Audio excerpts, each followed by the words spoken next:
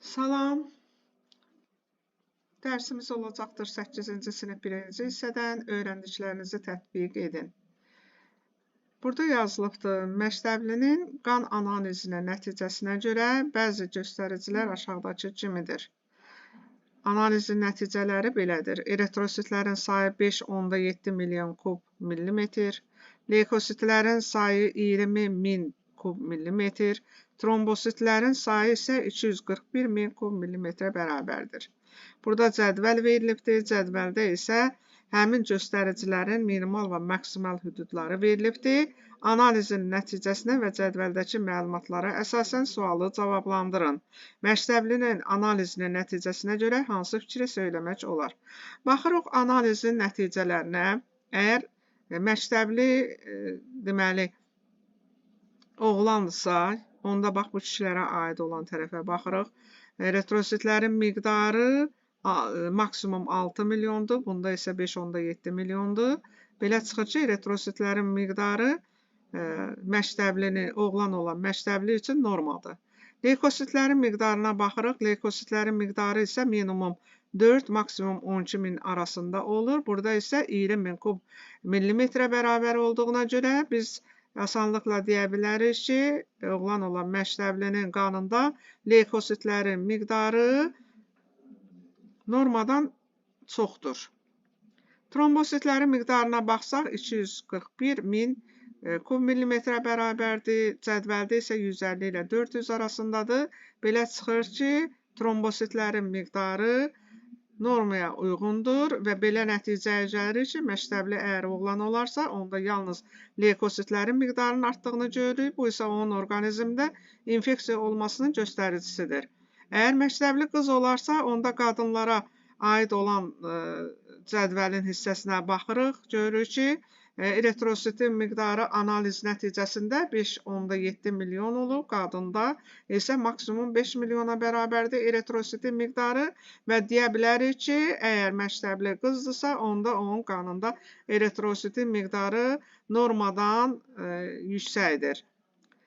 Leykositlərə gəlincə, leykositin miqdarı istərsə kişi olsun, istərsə qadın olsun, ikisində də 4 ilə 12 min arasında deməli norma hesab olunur. Burada isə 20 min kub millimetrə bərabər olduğuna görə məktəbli qız olarsa belə, onda yenə leykositlərin miqdarının çox olduğunu görürük.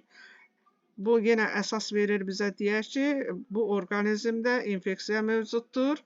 Trombositlərin sayına gəlincə 241 min kub millimetr, məktəbliyə baxsaq 150-400 min, qız evladı üçün, istərsə də oğlan evladı üçün trombositlərin miqdar göstəricisi eynidir. Deməli, normaya uyğundur trombositlərin miqdarı. Deməli, bu orqanizm üçün deyə bilərik ki, qanın laxtalanma qabiliyyəti normaldır. Hər iki orqanizmdə isə leykositlərin miqdarı normadan yüksəkdir. Eritrositin miqdarı isə deməli, oğlanda normaya normaldır, amma qadında və ya qız məktəbli olarsa, onda bir qədər çoxluq təşkil edir.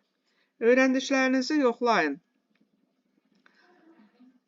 Qan insan orqanizmdə hansı funksiyaları yerinə yetirir? Bildiyiniz kimi, oksigen daşımada, qida maddələrinin daşınmasında, hüceyrələrə çatdırılmasında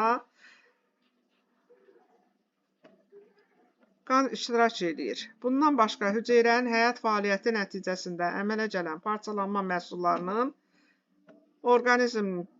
orqanizmdən kənarlaşdırılmasında rol oynayır. İfrazat orqanlarına aparır və digər misal qazlardan isə ağciyərlərdə təmizlənmiş olur karbon qazından.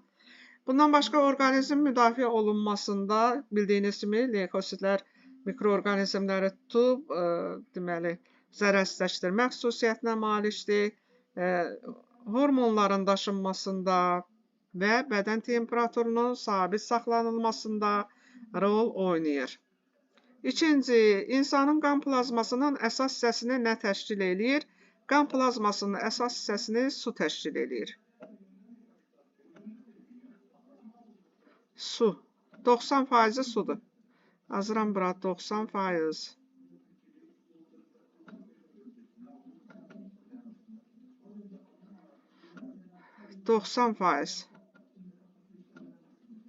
Sudur.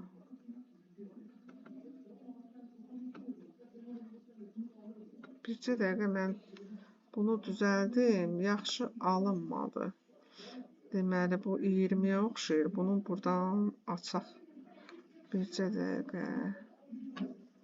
Deməli, bunu buradan götürdük. Ay, sağ ol. Buradan da faiz olan hissəni düzəldirik. Baxırıq bura. Deməli, baxırıq. Deməli, bax, fikir verin uşaqlar. İnsanın qan plazmasının əsas hissəsini təşkil edən sudur 90%.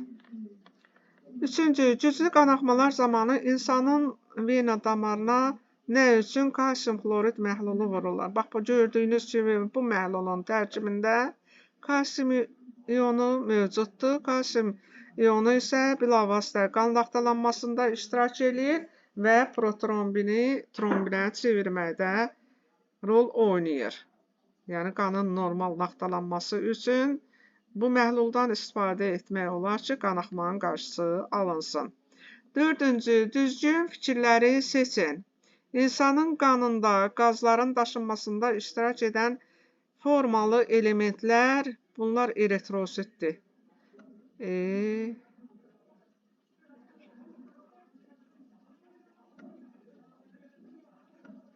Eritrositdir, yəni mən bir dəqiqə yaxşı yaza bilmirəm. Eritrosit. Sonra birincidə deyir ki, yetkin halda nüvəsi olmayan qan hüceyrələridir. Yəni, bu da yenə olacaqdır eritrosit. Yenə həmin eritrositlər olacaqdır. Eritrosit, bir dənə E hərfi yazın. Birinci eritrositdir. Sonra dalaq və ağciyərlərdə parçalanır. Dalaqda düzdür parçalanır, amma ağciyərlərdə parçalanma yox, qaraciyərdə həyata keçirilir. Odur ki, bu yanlışdır. Üçüncüdə, aktiv hərəkət etmək qabiliyyətinə malikdir. Aktiv hərəkət etmək qabiliyyətinə malik olan leykositdir, eritrosit deyil. Ona görə də bu da yanlışdır. Sonra baxırıq, qırmızı sümük iliyində əmələ gəlir. Bu doğru ifadədir. Bildiyiniz kimi, qırmızı sümük iliyində yaranır eritrositlər. Bu doğrudur, üstəgəl qoyuram. Qanın laxtalanması zamanı parçalanır. Bu, qanın laxtalanması zamanı parçalanan trombositdir. Eritrosit deyil, odur ki, bu da yanlışdır. Ona görə də bax, bura çıx qoyuram. Bu qədər. Sağ olun.